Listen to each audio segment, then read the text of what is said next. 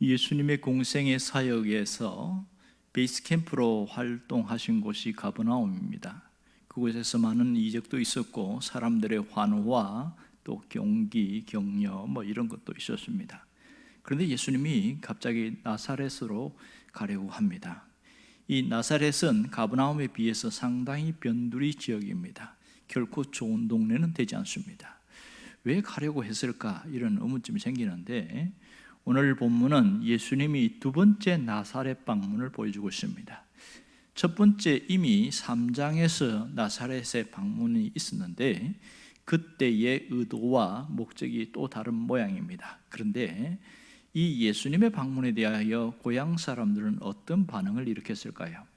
첫 번째 예수님이 방문했을 때에 네가 미쳤다, 네가 귀신 들렸다 이런 얘기를 했거든요.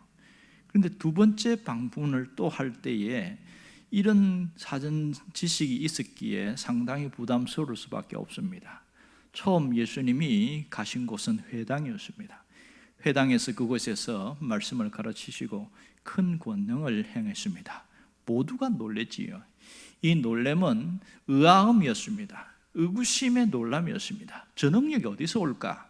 그런 불편한 어떤 눈총으로 바라보는 놀람이었지요.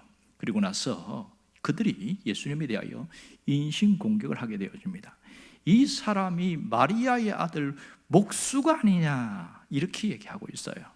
사실 예의 있는 사람이라면 그렇게 말하지 않습니다. 결코 마리아의 아들이라고 하지 않고 요셉의 아들이라고 말해야 맞습니다. 그런데 마리아의 아들이라고 말하는 것은 예수님이 과부의 자식이고 아비 없는 자식이다 비하하는 말일 수 있지요. 또 거기다가 목수가 아니냐 직업을 넣은 것은 뭘까요? 의도적으로 폄하하려는 것입니다. 결국 그들은 예수님을 배척했어요. 왜 배척했죠? 너무 잘 알기 때문에 배척을 한 겁니다. 4절에 보면 예수님이 제자들에게 이런 얘기합니다. 선지자가 자기 고향과 친척과 자기 집에서는 존경을 받지 못함이 없느니라 이렇게 말합니다. 이런 것을 보면 예수님이 가족들에게 또 고향 사람들에게 존경과 환영을 받지 못한다는 것을 보여주고 있습니다. 이것은 전도 현장에 나갔을 때에 무시받고 멸시도 받을 수 있다 이런 것들을 미리 보여주는 그런 것이 되겠지요. 그 다음에 보면 5절을 보면 이런 얘기가 나옵니다. 거기서는 아무 권능도 행하실 수 없어 다만 소수의 병자에게 안수하고 고치실 뿐이었고 이렇게 이야기하고 있습니다. 거기서는 아무 권능도 행하실 수 없다. 이게 무슨 뜻일까요? 왜 권능을 행하실 수 없다고 말하는 것일까요? 혹시 예수님의 능력이 떨어졌기 때문에 그렇습니까? 아니면 예수님은 환경에 따라 능력이 제한받는다 이런 뜻입니까? 여기서 권능을 행하실 수 없다. 이것은 권능을 행하지 않는다는 말이 되겠지요. 그러면 어떤 생각이 듭니까? 사람들이 권능을 행할 수 있음에도 불구하고 권능을 행하지 않는 그 모습을 보면서 무슨 감정이 들겠냐고요. 무시받는 느낌, 우리를 만만히 보나 그런 생각할 수 있겠지요. 또 제자들은 이러한 예수님의 모습에 대해서 어떻게 생각할까요? 가족들은 무슨 마음을 갖고 있을까요? 왜 고향에서만큼은 이전과 다른 모습일까? 의아할 수 있겠지요. 또 많은 사람들은 기대감으로 주님을 바라보다가 어떠한 권능도 행하지 않는 것을 보고 실망할 사람도 있습니다. 그럼 여기서 왜 권능을 행하지 않느냐? 이 문제가 대단히 중요합니다. 여러분, 우리가 아는 예수님은 어떤 분입니까? 예수님은 무한한 능력을 베푸실 수 있는 분입니다. 예수님의 능력은 무제한입니다. 그런데 이 나사렛에서 권능을 행하지 않는 이유가 뭐냐? 그것은 불신앙 때문입니다. 예수님의 존재에 대한 불신과 그들 속에 있는 불신앙 때문에 권능을 행하실 수 없게 되어버렸다는 것이지요. 6절에 보면 그런 얘기가 나옵니다. 그들이 믿지 않음을 이상히 여기셨더라 이렇게 이야기하고 있거든요. 불신앙이 있는 곳에는요 어떤 능력도 주님이 행하지 않으신다는 사실입니다. 자, 여기서 이상히 여겼다. 이 헬라어 다우마조라는 이 헬라어는 놀라다 이런 뜻인데 당황하다 그런 의미가 아니고 불신의 행위에 대해서 안타깝게 여기고 계신다, 그런 뜻이 됩니다. 자, 여기서 중요한 것이 뭔지 아세요? 불신앙은 하나님의 모든 축복을 가로막는다는 사실입니다. 믿음이 없는 곳에는 어떠한 기적도 일어나지 않습니다. 이걸 깨달아야 됩니다. 믿음이 없는 곳에는 어떤 권능도 나타나지 않는다는 사실을 잊지 말아야 합니다. 오직 믿음이 있는 그곳에 기적이 일어나게 되어집니다.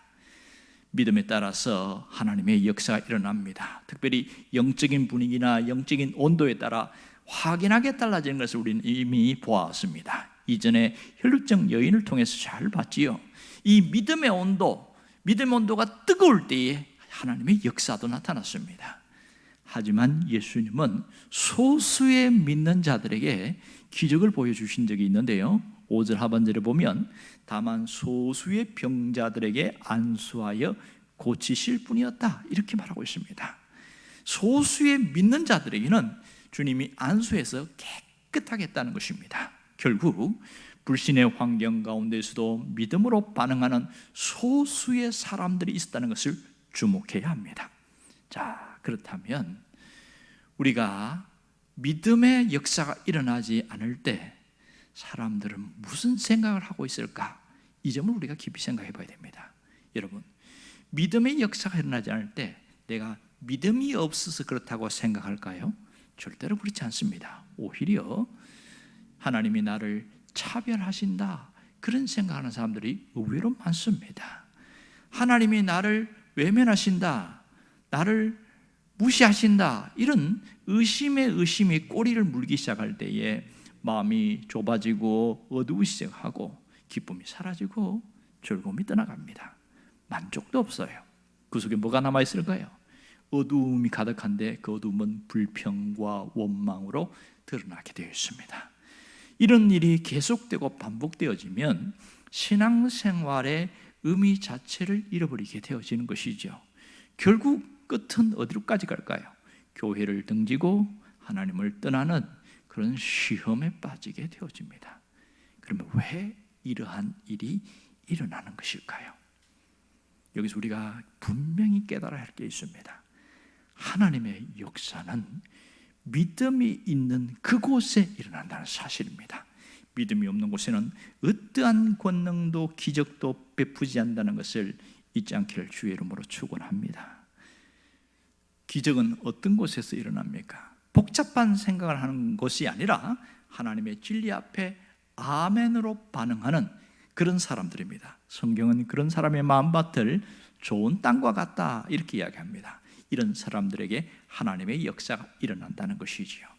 그렇다면 우리가 이러한 기적을 경험하려면 어떻게 하면 좋을까요? 먼저 내 마음을 점검해 보는 것이 대단히 중요하지요. 정말 믿음으로 내가 일을 하고 있나? 내가 믿음으로 살고 있나? 내가 하고 있는 모든 것이 사람의 눈을 의식한다면 이것은 대단히 잘못된 일이라 할 수 있겠습니다. 내가 열심히 하면 복을 주실 것이라는 어떤 보상 심리로 믿고 그렇게 하는 것도 이 자체도 믿음의 모습이라고 할 수가 없겠지요. 정말 내가 주님 앞에서 믿음으로 하고 있는지 믿음 밖에 있는지 이 모습을 한번 돌아봐야 되는 것이지요. 주님을 섬기는 그 모든 일에 믿음이 그 속에 중심이 있는지 아니면 다른 것이 있는지를 점검해 보자는 것이지요.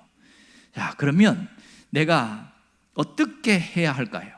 하나님의 말씀이면 그 말씀이 그대로 아멘하고 받아들이기로 결정하고 살아가기만 하면 됩니다. 이게 믿음의 모습입니다. 그러니까 이 말은 다수의 선택에 따르는 것이 아니라 하나님의 말씀이면 그것이 비록 소수랄지라도 그 말씀을 그대로 받아들이고 간다는 것이지요. 이런 자에게 하나님은 영혼을 새롭게 바꿔놓는다는 것을 잊지 않기를 원합니다. 여러분, 이 나사렛 땅의 비극의 원인이 어디 있습니까? 믿지 않았기 때문에 그렇습니다. 왜 믿지 않았을까요? 다수의 사람들이 안 믿으니까 안 믿어도 되나 보다 그렇게 하고 안 믿었기 때문에 그런 것이지요. 믿지 않아도 잘만 살더라, 그런 생각들도 있어서 그럴 가능성이 많습니다. 때로는요, 다수의 생각이 잘못되었을 때도 굉장히 많습니다. 역사 속에서 우리가 이런 것들을 많이 보게 되는데 1942년에 어떤 일이 일어난지 아세요? 콜럼버스가 지구는 둥글다 이러면서 친히 배를 끌고 쭉 배를 타고 나갔습니다. 그러니까 지구가 둥글다는 것을 증명했어요. 그 다음에 1610년에 갈릴레오가 지구는 움직인다 이렇게 발표했다가 종교재판을 받습니다. 가족들에게 협박을 받고 또 이렇게 주장하면 너에게 좋지 않은 일이 벌어질 거라고 해서 결국은 지구는 안 움직인다 사인을 하고 나옵니다. 마지막에 나오면서 뭐라고 한마디 한 줄 아세요? 그래도 지구는 돈단 말이야 이렇게 이야기를 했어요. 1903년에는 라이트 형제가 이런 고민을 했습니다. 기계가 하늘을 떠다닐 수 있지 않을까? 사람들은 미쳤다고 그러고 망상이라고 그러고 공상이라고 그러고 이렇게 했습니다. 근데 이 라이트 형제의 꿈은 뭐냐면 기계도 하늘을 날아갈 수 있다고 믿은 것이죠. 이것이 비행기의 시작이었습니다. 여러분, 다수가 틀릴 때가 있습니다. 다수의 말이 진리가 아닐 때도 있습니다. 예수님은 산상수훈에서 이렇게 말합니다. 좁은 문으로 들어가라. 생명으로 인도하는 문은 좁고 협착하여 찾는 이가 적느니라. 소수가 좁은 문에 들어갑니다. 진리는 때로는 좁은 문일 수 있습니다. 그러므로 좁은 문으로 들어가는 것, 소수의 선택, 이것이 대단히 중요한 것이지요. 오늘 이 나사렛에서 있었던 사건이 마가복음 외에 누가복음에 또 나오는데요. 그때에 이 나사렛 고향 사람들이 예수님을 배척한 두 가지 중에서 예수님이 한 설교가 있습니다. 두 가지 설교를 했는데요. 하나는 사르밧 과부에 대한 이야기를 합니다. 사르밧 과부가 흉년 때에 다 이제는 마지막 죽게 됐는데 이 엘리야를 만나서 그가 살게 되는데요. 통에 가루가 마르지 않고 병에 기름이 떨어지지 않는 엄청난 기적이 일어났잖아요. 그러면서 뭐라고 그러냐면 그 당시에 많은 과부가 있었지만 이 여인만 은혜를 받은 것이 아니냐 그 얘기를 하고요. 또 하나는 나만의 문둥병 사건을 이야기합니다. 요단강에 7번 들어가라 했더니 그가 마침 7번 들어갔다 나왔더니 깨끗하게 되었더라. 엘리야 시대에 문둥병자가 얼마나 많으냐 하지만 고침을 받은 사람은 나만 한 사람뿐이었느니라 이렇게 이야기합니다. 이 소수의 마음이 열린 그 한 사람, 그 사람에게 주님이 은혜를 주신다는 그 얘기하고 있거든요. 그 말을 들었을 때 이 사람들이 무슨 말인지 알았어요. 그리고 복음을 배척하고 예수를 거절하고 예수님을 밀쳐 죽이려고까지 한 그런 일들이 있습니다. 여러분, 우리는 어느 중심으로 살고 있냐는 것이죠. 하나님의 말씀이 진리다 그러면 무조건 믿고 가고 있습니까? 아니면 다수가 이렇다 이렇게 살아간다 할 때 나도 그렇게 따라가고 있느냐? 여기에서 깊은 고민이 있어야 됩니다. 다수가 끄는 대로 따라가는 걸 이걸 상황윤리라고 합니다. 신앙은 상황윤리가 아니에요. 하나님의 말씀이 내 삶의 중심이 되어야 합니다. 그럴 때에 하나님의 은혜가 우리 안에 있고 그 은혜로 살아갈 수가 있습니다. 오늘 이 나사렛 사람처럼 마음이 딱딱한 사람은 결코 하나님의 은혜를 경험할 수 없습니다. 축복을 경험하지 못하고 있는 이유가 혹 내 마음이 이 사람들처럼 되어 있지 않은가 한번 돌아보자는 거죠.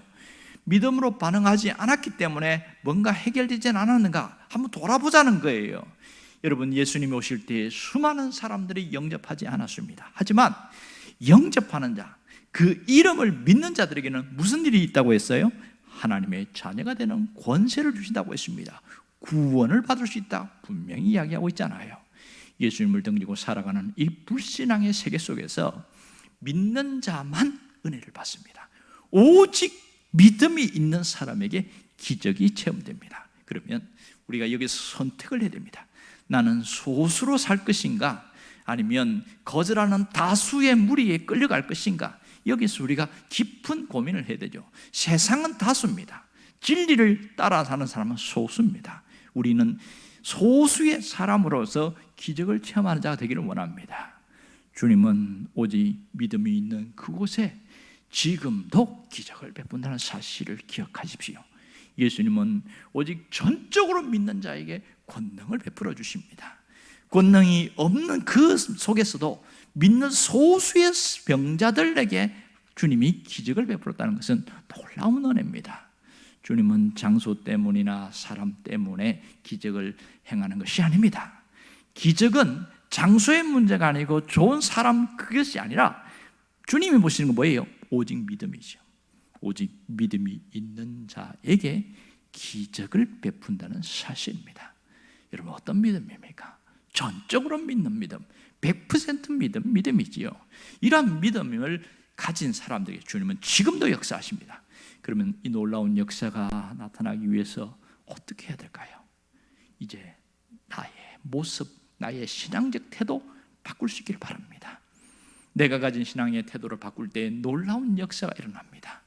자, 소극적인 신앙인은 적극적인 신앙으로 나아가고, 믿음이 없는 모습에서 믿음이 있는 모습으로 나아가고, 뭔가 주님이 원하는 일이라면 내가 끝까지 뭐라도 하겠다, 이런 적극적인 모습으로 나아갈 때에 주님의 역사가 있습니다. 여러분, 믿음의 역사가 일어나도록 내 신앙을 새롭게 하기를 바랍니다. 그러면 내 신앙을 어떻게 새롭게 하는 거예요? 처음 마음을 흔들리지 않고 끝까지 가는 것이 새롭게 하는 것이 될 수 있겠고요.